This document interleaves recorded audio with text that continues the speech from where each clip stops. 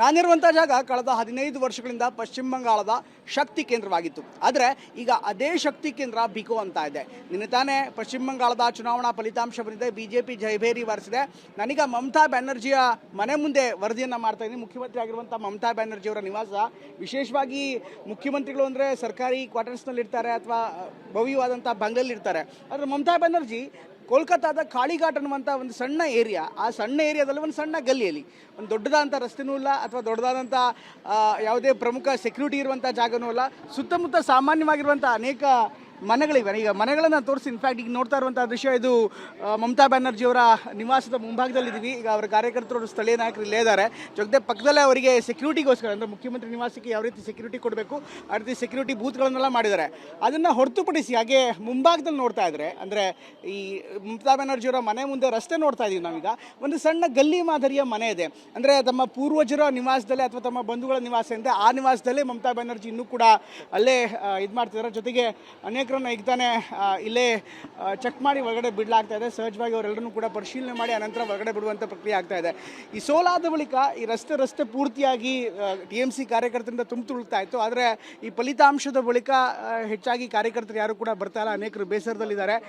ಈಗ ಸೆಕ್ಯೂರಿಟಿ ವಾಹನ ಬಿಟ್ಟು, ಅಂದರೆ ಮುಖ್ಯಮಂತ್ರಿಗೆ ಇರುವಂಥ ಸೆಕ್ಯೂರಿಟಿ ವಾಹನ ಬಿಟ್ಟು ಉಳಿದಂಥ ಯಾವುದೇ ರೀತಿಯಂಥ ಹೆಚ್ಚಿನ ವ್ಯವಸ್ಥೆ ಇಲ್ಲ. ಮಮತಾ ಬ್ಯಾನರ್ಜಿ ನಾನು ಕೆಲವೇ ಹೊತ್ತಿನಲ್ಲಿ ಪತ್ರಿಕಾಗೋಷ್ಠಿಯನ್ನು ಕೂಡ ಮಾಡ್ತಾರೆ, ಮಾಧ್ಯಮಗಳನ್ನು ಉದ್ದೇಶಿಸಿ ಮಾತನಾಡ್ತಾರೆ ಅಂತ ಹೇಳಲಾಗ್ತಾ ಇದೆ. ಇದ್ರ ಜೊತೆಗೆ ಈಗಾಗಲೇ ಸಣ್ಣ ಪುಟ್ಟ ಬದಲಾವಣೆಯನ್ನು ಕೂಡ ಪೊಲೀಸರು ಮಾಡಿದ್ದಾರೆ. ಯಾಕೆಂದರೆ ಮೊನ್ನೆ 2-3 ದಿನಗಳ ಹಿಂದಷ್ಟೇ ಭಾರೀ ಪ್ರಮಾಣದ ಭದ್ರತೆ ಇತ್ತು. ಆದರೆ ಈ ಫಲಿತಾಂಶ ಬಂದಾದ ಮೇಲೆ ಆ ಭದ್ರತೆಯ ಸಂಖ್ಯೆ ಕೂಡ ಕಡಿಮೆ ಆಗಿದೆ. ಕಾರ್ಯಕರ್ತರಿದ್ದಾರೆ, ಅವರ ಕಾರ್ಯಕರ್ತರನ್ನು ಉದ್ದೇಶಿಸಿ ಒಳಗಡೆ ಮಮತಾ ಬ್ಯಾನರ್ಜಿ ಮಾತಾಡ್ತಿದ್ದಾರೆ ಅಂತ ಮಾಹಿತಿ ಕೂಡ ಲಭ್ಯವಾಗ್ತಾ ಇದೆ. ಒಟ್ಟಿನಲ್ಲಿ TMC 15 ವರ್ಷಗಳ ಕಾಲ ಪಶ್ಚಿಮ ಬಂಗಾಳವನ್ನು ಆಳಿತ್ತು.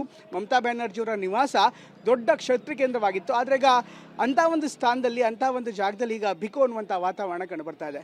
ಕ್ಯಾಮ್ರಾಮ್ಯಾನ್ ಮಂಜುನಾಥ್ ಜೊತೆ ಪ್ರಮೋದ್, TV9. ಮಮತಾ ಬ್ಯಾನರ್ಜಿ ಕೋಲ್ಕತ್ತಾದ ಕಾಳಿಘಾಟ್ ಅನ್ನುವಂಥ ಒಂದು ಸಣ್ಣ ಏರಿಯಾ, ಆ ಸಣ್ಣ ಏರಿಯಾದಲ್ಲಿ ಒಂದು ಸಣ್ಣ ಗಲ್ಲಿಯಲ್ಲಿ ಒಂದು ದೊಡ್ಡದಾದಂಥ ರಸ್ತೆನೂ ಇಲ್ಲ ಅಥವಾ ದೊಡ್ಡದಾದಂಥ ಯಾವುದೇ ಪ್ರಮುಖ ಸೆಕ್ಯೂರಿಟಿ ಇರುವಂಥ ಜಾಗನೂ ಇಲ್ಲ. ಸುತ್ತಮುತ್ತ ಸಾಮಾನ್ಯವಾಗಿರುವಂಥ ಅನೇಕ ಮನೆಗಳಿವೆ. ಈಗ ಮನೆಗಳನ್ನು ತೋರಿಸಿ, ಇನ್ಫ್ಯಾಕ್ಟ್ ಈಗ ನೋಡ್ತಾ ಇರುವಂಥ ದೃಶ್ಯ ಇದು ಮಮತಾ ಬ್ಯಾನರ್ಜಿಯವರ ನಿವಾಸದ ಮುಂಭಾಗದಲ್ಲಿದ್ದೀವಿ. ಈಗ ಅವರ ಕಾರ್ಯಕರ್ತರು, ಸ್ಥಳೀಯ ನಾಯಕರು ಇಲ್ಲೇ ಇದ್ದಾರೆ. ಜೊತೆ ಪಕ್ಕದಲ್ಲೇ ಅವರಿಗೆ ಸೆಕ್ಯೂರಿಟಿಗೋಸ್ಕರ ಅಂದರೆ ಮುಖ್ಯಮಂತ್ರಿ ನಿವಾಸಕ್ಕೆ ಯಾವ ರೀತಿ ಸೆಕ್ಯೂರಿಟಿ ಕೊಡಬೇಕು ಆ ರೀತಿ ಸೆಕ್ಯೂರಿಟಿ ಬೂತ್ಗಳನ್ನೆಲ್ಲ ಮಾಡಿದ್ದಾರೆ. ಅದನ್ನು ಹೊರತುಪಡಿಸಿ ಹಾಗೆ ಮುಂಭಾಗದಲ್ಲಿ ನೋಡ್ತಾ ಇದ್ದಾರೆ, ಅಂದರೆ ಈ ಮಮತಾ ಬ್ಯಾನರ್ಜಿಯವರ ಮನೆ ಮುಂದೆ ರಸ್ತೆ ನೋಡ್ತಾ ಇದ್ದೀವಿ ನಾವೀಗ. ಒಂದು ಸಣ್ಣ ಗಲ್ಲಿ ಮಾದರಿಯ ಮನೆ ಇದೆ. ಅಂದರೆ ತಮ್ಮ ಪೂರ್ವಜರ ನಿವಾಸದಲ್ಲೇ ಅಥವಾ ತಮ್ಮ ಬಂಧುಗಳ ನಿವಾಸ ಇದೆ, ಆ ನಿವಾಸದಲ್ಲೇ ಮಮತಾ ಬ್ಯಾನರ್ಜಿ ಇನ್ನೂ ಕೂಡ ಅಲ್ಲೇ ಇದು ಮಾಡ್ತಿದ್ದಾರೆ. ಜೊತೆಗೆ ಅನೇಕರನ್ನು ಈಗ ತಾನೇ ಇಲ್ಲೇ ಚೆಕ್ ಮಾಡಿ ಒಳಗಡೆ ಬಿಡಲಾಗ್ತಾ ಇದೆ. ಸಹಜವಾಗಿ ಅವರೆಲ್ಲರನ್ನೂ ಕೂಡ ಪರಿಶೀಲನೆ ಮಾಡಿ ಅನಂತರ ಒಳಗಡೆ ಬಿಡುವಂಥ ಪ್ರಕ್ರಿಯೆ ಆಗ್ತಾ ಇದೆ.